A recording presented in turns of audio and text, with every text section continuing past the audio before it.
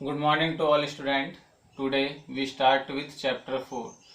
It is quadratic equation. Chapter 3 हमने किया था. चैप्टर 3 में हमारी लास्ट एक्सरसाइज बच रही है, एक्सरसाइज 3.6 हमारी बच रही है. तो ये एक्सरसाइज जब हमारा स्कूल रीओपन होगा तब हम करेंगे. अभी हमें करना है चैप्टर 4 क्वाड्रेटिक इक्वेशन. हमने इससे पहले लीनियर इक्वेशन पढ़ा था. अब क्वाड्रेटिक इक्वेशन के बारे में मैंने आपको बताया था. अगर कुछ भी लिखा हुआ होता है, सपोज करो 2x + 3y = 3x + 2y, इस तरह से अगर कुछ भी लिखा हुआ है, अगर बीच में =2 का साइन है तो वो इक्वेशन है. अगर =2 का साइन बीच में आ जाता है तो वो इक्वेशन है. और जहाँ पर =2 का साइन नहीं आता है वो पॉलिनॉमियल है. तो यहाँ पर क्वाड्रेटिक इक्वेशन. अब लीनियर इक्वेशन में दो वेरिएबल होते थे, x और y. ये हमारी लीनियर इक्वेशन है. लीनियर इक्वेशन में दो वेरिएबल होते थे, x y या a b या c d, कोई से भी दो अल्फाबेट होते थे. क्वाड्रेटिक इक्वेशन में ऐसा नहीं है. क्वाड्रेटिक इक्वेशन में सिर्फ एक ही वेरिएबल होगा. या तो x होगा, या तो y होगा, या तो z होगा, या और कुछ भी a b c d कुछ भी हो सकता है. लेकिन वेरिएबल सिर्फ एक ही रहेगा. बट उसमें अलग से ये रहेगा कि किसी भी एक वेरिएबल की पावर या एक्सपोनेंट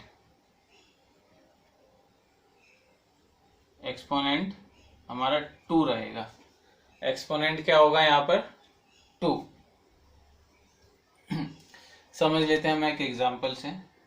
जैसे हमारे पास लिखा हुआ है 4x² + 3x + 5 = 0. अगर इस तरह से कोई भी इक्वेशन दी हुई है, इस तरह से कोई भी अगर इक्वेशन दी हुई है तो ये क्वाड्रेटिक इक्वेशन है. यहाँ पर पावर आपको 2 दिख रही है, वेरिएबल x है, यहाँ भी x है. तो ये क्या हो गया हमारा? Quadratic equation.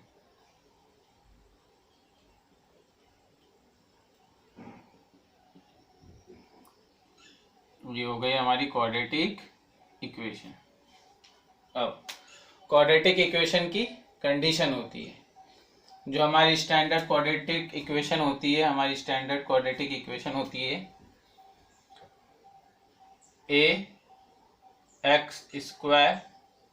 + bx + c = 0. ये हमारी क्वाड्रेटिक इक्वेशन होती है. यहाँ पर a की वैल्यू न्यूमेरिकल होती है, b की वैल्यू भी न्यूमेरिकल होती है और c की वैल्यू भी न्यूमेरिकल होती है. और यहाँ पर a की वैल्यू a = 0. a की वैल्यू यहाँ पर 0 नहीं हो सकती. मैंने ये नहीं बोला पॉजिटिव या नेगेटिव नहीं हो सकती. पॉजिटिव भी हो सकती है, नेगेटिव भी हो सकती है, लेकिन 0 नहीं हो सकती. सिर्फ a की वैल्यू. अगर b की वैल्यू 0 है तो चलेगा, कोई दिक्कत नहीं है. c की वैल्यू भी 0 है तब भी चलेगा, कोई दिक्कत नहीं है. या दोनों की वैल्यू भी 0 है तब भी चलेगा, कोई प्रॉब्लम नहीं है. बट a की वैल्यू 0 नहीं होना चाहिए. देख लेते हैं हमारी 2-3 तरह की क्वाड्रेटिक इक्वेशन होती है. एक तो ये मैंने बता दिया आपको इस तरह से, या फिर ax² + bx = 0, या फिर ax² + c = 0. ये 3 तरह से क्वाड्रेटिक इक्वेशन हम लिख सकते हैं. जैसे ये मैंने यहाँ पर लिखा था 4x² + 3x + 5 = 0. ये हो गया हमारा फर्स्ट फॉर्म. ये जो सेकंड फॉर्म है, सेकंड फॉर्म में अगर हम इसको लिखते तो ये लिखा जाएगा 4x² + 3x = 0. यहाँ पर c की वैल्यू 0 हो गई. c है ही नहीं, यहाँ पर c नहीं है मतलब c 0 है. c नहीं है तो c की वैल्यू 0, और यहाँ पर 4x square plus c is equals to 4x square plus 5 is equals to 0। अब यहाँ पर bx जैसा कुछ दिख ही नहीं रहा है, मतलब यहाँ पर b की वैल्यू 0 है। इस तरह से हमें क्वाड्रेटिक इक्वेशन को पहचानना है। ठीक है, अब हम शुरू करते हैं एक्सरसाइज 4.1। एक्सरसाइज 4.1 क्वेश्चन नंबर 1, सिर्फ एक ही क्वेश्चन है पूरी एक्सरसाइज में। इसमें हमें फाइंड करना है, the question is check whether the following are quadratic equation और नॉट। हमें बस ये फाइंड करना है कि ये क्वाड्रेटिक इक्वेशन है या नहीं है, बस इतना ही फाइंड करना है। तो क्वाड्रेटिक इक्वेशन मैंने आपको बताई थी 3 फॉर्म में होती है, ax square plus bx plus c is equals to 0।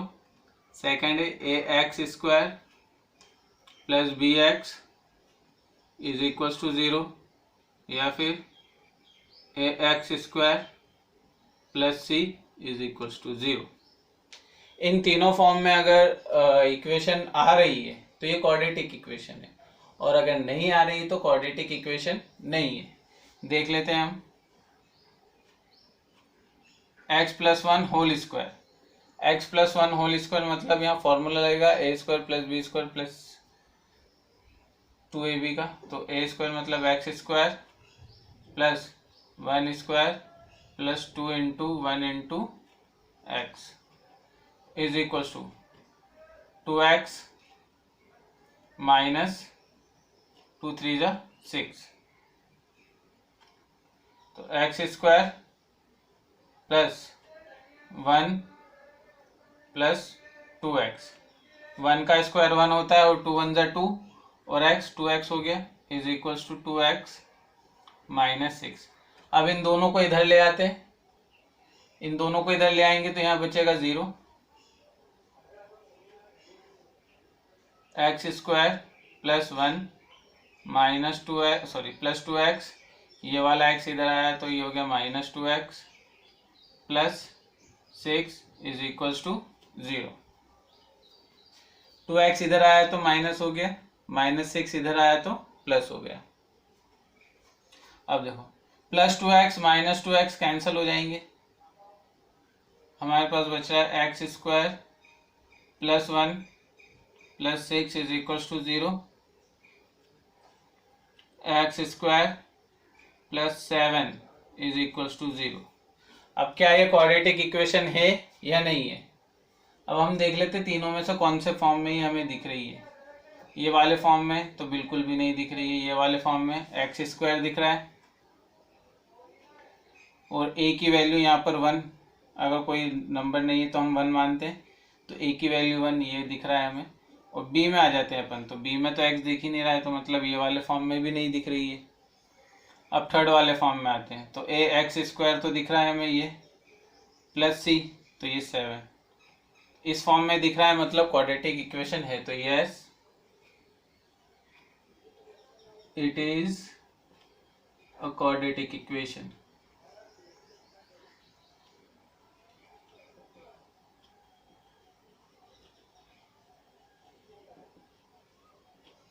Yes, it is a quadratic equation। बस इतना ही करना है इसमें। अब एक पार्ट और देख लेते हैं इसका।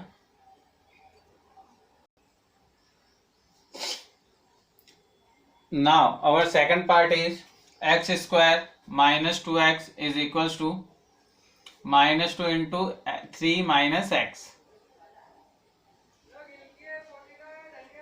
x स्क्वायर माइनस 2x, यहाँ तो कुछ मल्टीप्लाई डिवाइड होगा नहीं, दोनों अलग अलग टर्म्स है। यहाँ आ जाते हैं, माइनस 2 मल्टीप्लाई होगा तो 2 3 जा 6 minus plus minus 2 into x 2x minus minus plus, ये होगा। अब इन दोनों को उठाकर इधर ले आते हैं,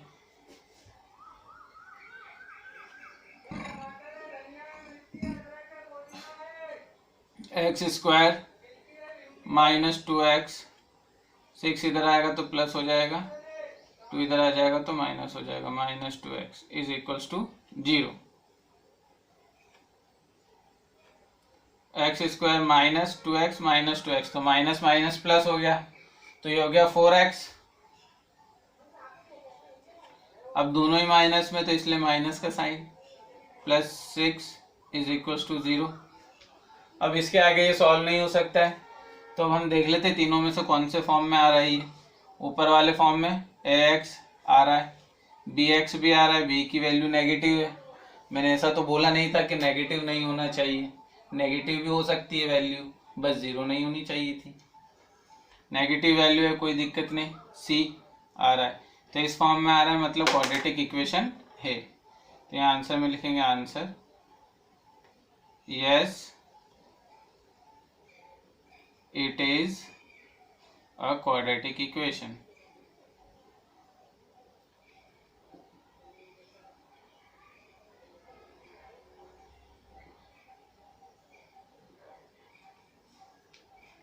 yes it is a quadratic equation। बस इतना ही आपको इसमें करना है। अब एक्सरसाइज 4.1 में सिर्फ इतना ही है। अब एक्सरसाइज 4.2 में अपन आते हैं। एक्सरसाइज 4.2 स्टार्ट करने से पहले हम क्वाड्रेटिक इक्वेशन को सॉल्व करने की मेथड के बारे में थोड़ा सा पढ़ लेते हैं। तो क्वाड्रेटिक इक्वेशन को सॉल्व करने की हमारे पास 3 मेथड होती है। क्लास 10th के लेवल के लिए हमारे पास 3 मेथड है। फर्स्ट मेथड है middle term splitting method, second है फॉर्मूला मेथड और थर्ड है कंप्लीटिंग स्क्वायर मेथड। ये तीनों मेथड हमें आना ज़रूरी है क्लास 10th के लेवल के लिए। और सबसे ज़्यादा इम्पोर्टेंट है मिडिल टर्म स्प्लिटिंग और फार्मूला मेथड। सबसे ज़्यादा तो फार्मूला मेथड मैं कहूँगा इम्पोर्टेंट है। तो ये तीनों मेथड से आपको सम सॉल्व करने आने चाहिए। तो तीनों मेथड से मैं एक सम ले लेता हूँ कोई भी, मैं तीनों मेथड से आपको सॉल्व करके बता देता हूँ।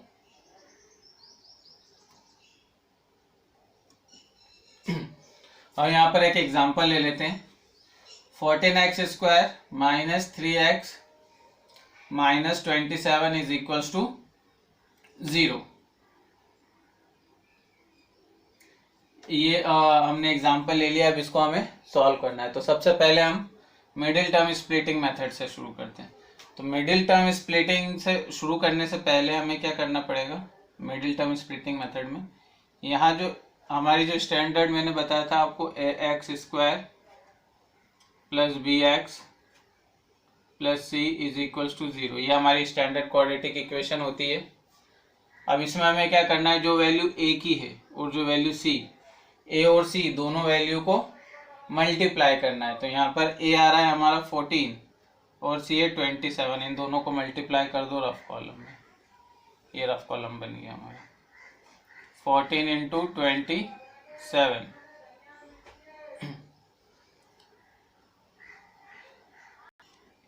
दोनों को मल्टीप्लाई करते हैं तो आता है 378। अब 378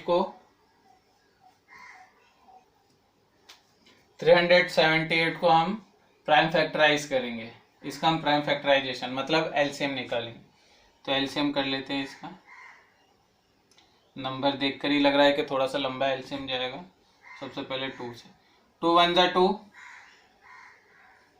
2 8 जा 16, 2 9 जा 18, ये तो छोटा हो गया एकदम। फिर 3 6 जा 18, 3 3 जा 9, अगेन 3 2 जा 6, 3 1 जा 3, फिर अगेन 3 7 जा 21, 7 1 जा 7। अभी हो गया इसका प्राइम फैक्टराइजेशन। अब ये जो नंबर्स आए हमारे, जो प्राइम फैक्टर्स आए, इसी से हमें बीच वाला 3 बनाना है। तो देखो 2 3 जा 6, 3 3 जा 9, 9 7 जा 63, 63 और 3 को प्लस या माइनस कुछ भी करो तो 3 तो बिल्कुल भी नहीं बनेगा। अब हम और देख लेते हैं। 2 3 जा 6, 6 3 जा 18, 3 7 जा 21, तो 21 और 18 प्लस करने पर तो 3 नहीं बनेगा, लेकिन अगर हम इसको माइनस कर देते हैं दोनों को तो 3 आ रहा है। तो हम 21 और 18 ले लेते हैं। तो ध्यान से देखना जरा, 14x स्क्वायर माइनस, अब 3x की जगह हम 21x और 18x ले लेते हैं ब्रैकेट में। 3x की जगह लेना है हमें, सिर्फ 3x की जगह। तो यहाँ पर 21x माइनस 18x हो गया। इतना क्लियर। अब इसके बाद माइनस ये 27 बचा है हमारा, तो ये 27 is equals to 0। 14x square minus plus minus 21x minus minus plus 18x minus 27 is equals to 0। अब यहाँ पर हम ग्रुप बना लेते हैं, ये पहला ग्रुप हमारा और ये दूसरा ग्रुप। अब कॉमन निकालना है हमें, कॉमन देख लेते हैं अपन। कॉमन निकालना है तो कॉमन निकालने के लिए सबसे पहले यहाँ एक्स स्क्वायर और यहाँ एक्स, तो एक्स तो कॉमन है दोनों में, वो तो हमने लिख दिया। अब 14 और 21 में क्या कॉमन है, मतलब दोनों किसके मल्टीपल है। 14 2 का और 7 का मल्टीपल है, 21 3 का और 7 का मल्टीपल है, तो मतलब दोनों में 7 कॉमन आ रहा है। 2 7 और 3 7, मतलब 7 कॉमन आ रहा है, तो ये हमने 7 कॉमन निकाल दिया। ठीक है, दोनों 7 के मल्टीपल थे तो 7 कॉमन निकल गया। अब यहाँ बचेगा 2, क्योंकि 2 7 से 14 होता है, और एक्स स्क्वायर में से एक एक्स निकाल दिया तो यहाँ बचा एक्स माइनस 7 3 जा 21 होता है। अब x तो हमने कॉमन ले लिया था, तो यहाँ तो x बचेगा ही नहीं। अब ये प्लस का प्लस, 18 और 27 किसके मल्टीपल होते हैं। 18 3 का 6 का 9 का मल्टीपल होता है, 27 3 का और 9 का मल्टीपल होता है, तो 9 कॉमन आ रहा है। यहाँ पर 9 कॉमन ले लिया हमने। यहाँ क्या, x तो बिल्कुल भी कॉमन है ही नहीं, क्योंकि x यहाँ पर है और यहाँ पर नहीं है, इसलिए x कॉमन नहीं होगा। तो यहाँ बचा 2x minus 3 is equals to 0। अब देखो 2x माइनस 3 और 2x माइनस 3 कॉमन दिख रहा है हमें, तो इसको हम लिख देते हैं 2x माइनस 3। अभी जो बची हुई दोनों वैल्यू है इसे हम ब्रैकेट में लिख दो, 7x plus 9 is equals to 0। ठीक है, इतना हमने सॉल्व किया। अब 2x minus 3 is equals to 0, या फिर 7x plus 9 is equals to 0। दोनों में से या तो ये 0 के इक्वल होगा या ये 0 के इक्वल होगा, तो दोनों को हमने अलग अलग लिख दिया है। तो जो 2x 3 को उधर ले जाएंगे तो प्लस हो जाएगा 3, और 7x 9 को उधर ले जाएंगे तो माइनस हो जाएगा 9। 2 यहाँ मल्टीप्लाई हो रहा है तो इधर आकर डिवाइड हो जाएगा, x इज इक्वल्स टू 3/2 और x is equals to minus 9/7। दोनों में से कोई भी एक वैल्यू x की हो सकती है। मैक्सिमम क्या होता है, x की वैल्यू हम पॉजिटिव ही लेते हैं, तो ये x की वैल्यू होगी और ये इसको हम रिजेक्ट कर देंगे। तो ये हो गया हमारा फर्स्ट मेथड। अब हम आते हैं सेकंड मेथड पे, डेट इज फॉर्मूला मेथड। अब हम आते हैं फॉर्मूला मेथड पर, सेकंड मेथड पर। ये जो थर्ड मेथड है, ये जब हमारा स्कूल रीओपन होगा तब हम सीखेंगे, कंप्लीटिंग स्क्वायर मेथड। अभी हम फॉर्मूला मेथड पर आते हैं। तो जो हमारा फॉर्मूला है, हमारा फॉर्मूला है x is equals to minus B plus minus root B square minus 4ac upon 2a। ये हमारा फॉर्मूला है। इस फॉर्मूले से हमें x की वैल्यू फाइंड करना है। तो अब यहाँ पर देख लेते हैं, हमारी स्टैंडर्ड क्वाड्रेटिक इक्वेशन है, ये रही हमारी क्वाड्रेटिक इक्वेशन। अब यहाँ पर देख लेते हैं ए की वैल्यू क्या है। Here A is equals to 14, A की वैल्यू 14 है।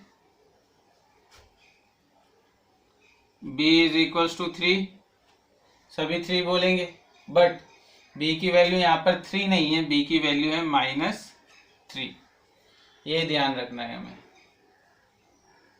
And C is equals to -27, not 27, 27 नहीं बोलना है, यहाँ पर माइनस लगा हुआ है तो -27, ठीक है। अब फॉर्मूले में हमें वैल्यू पुट करना है, x is equals to -b plus minus root b square minus 4ac whole upon 2a। ये हमारा फॉर्मूला है। अब फॉर्मूले में हम वैल्यू पुट करते हैं।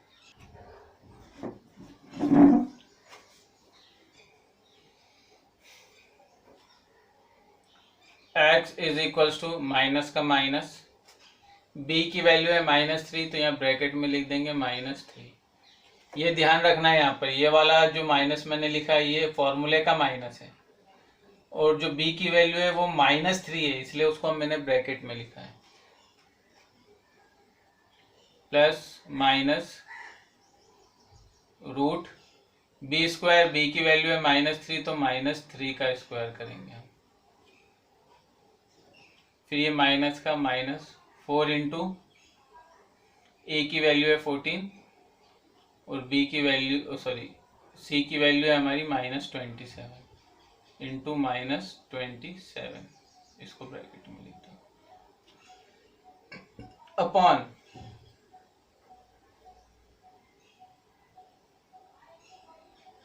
2a। x is equals to minus minus plus हो गया, ये 3 plus minus root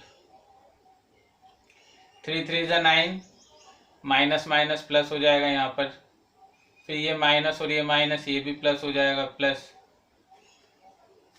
14 into 4 into 27, 14 into 4 into 14 होगा 56, 56 इंटू 27, इसकी वैल्यू हो जाएगी 1512 होल अपॉन 2 इंटू 2a, यहाँ पर 2a था तो 2a की वैल्यू मैंने नहीं लिखी, तो 2 इंटू a है हमारा 14, 14 2 जा 28, ये हो गया हमारा।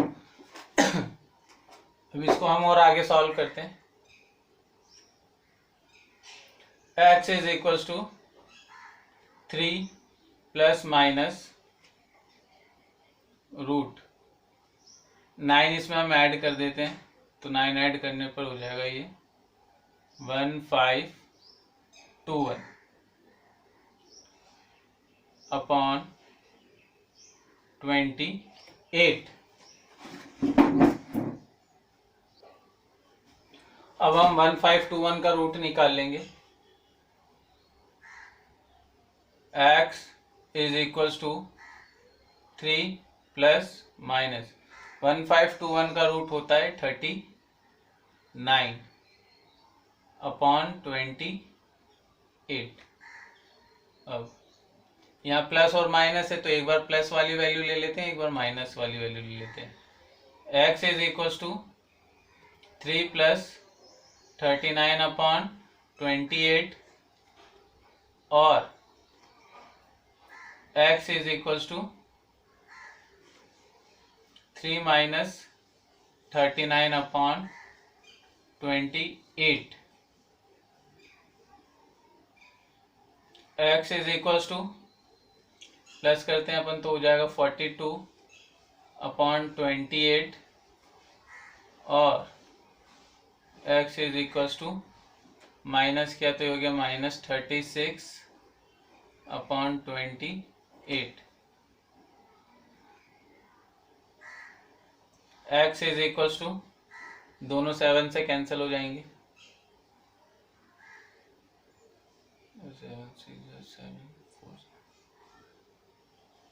7 से भी कैंसिल हो जाएंगे और 14 से भी कैंसिल हो जाएंगे। 14 3 ज़ा 42 अपॉन 14 2 ज़ा 28 और x इज इक्वल्स टू, दोनों 4 से कैंसिल हो जाएंगे, 4 9 ज़ा 36, 4 7 ज़ा 28, ये माइनस का माइनस। तो आपने देख लिया, you all have seen that if we solve the quadratic equation by middle term splitting method or by formula method, the answer will remain the same. Answer दोनों ही कंडीशन में सेम होगा। तो आप चाहे मिडिल टर्म स्प्लिटिंग मेथड से करो या formula method से करो, कोई दिक्कत नहीं है। कंप्लीटिंग स्क्वायर मेथड से भी करोगे तो आंसर यही आएगा, लेकिन कंप्लीटिंग स्क्वायर मेथड थोड़ी सी कॉम्प्लिकेटेड है। तो जब हमारे स्कूल रीओपन करेंगे तो हम उसकी प्रैक्टिस थोड़ा और ज़्यादा अच्छे से करेंगे। अभी आप मिडिल टर्म और फॉर्मूला मेथड सीखें, क्योंकि जो एग्जाम्स में जो क्वेश्चंस आते हैं वो मैक्सिमम मिडिल टर्म पर और ये फॉर्मूला मेथड पर ज़्यादा बेस्ड होते हैं। तो ये दोनों मेथड आपको अभी अच्छे से सीखना है। अब हम आते हैं एक्सरसाइज 4.2 पर।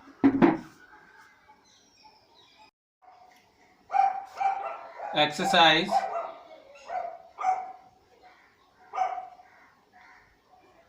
4.2, एक्सरसाइज 4.2 में आपको जो क्वेश्चन नंबर 1 है, क्वेश्चन नंबर 1 है solve the quadratic equation, solve the following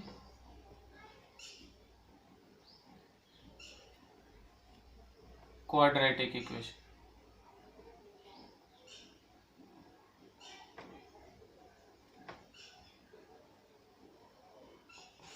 solve the following quadratic equation, ये आपको सॉल्व करना है अपने आप, क्योंकि क्वाड्रेटिक इक्वेशन को सॉल्व करने की जो दो मेथड थी दोनों ही मैंने आपको अच्छे से डीपली एक्सप्लेन कर दी है।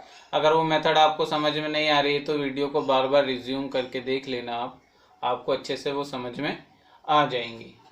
तो क्वेश्चन नंबर 1 के 4 या 5 पार्ट हैं, तो वो चारों पांचों आपको अपने आप करना है। अगर कोई डाउट होता है तो मुझे 96918749 पर 96918731 पर कॉल कर लेना। 9691874931 पर आप कॉल कर लेना।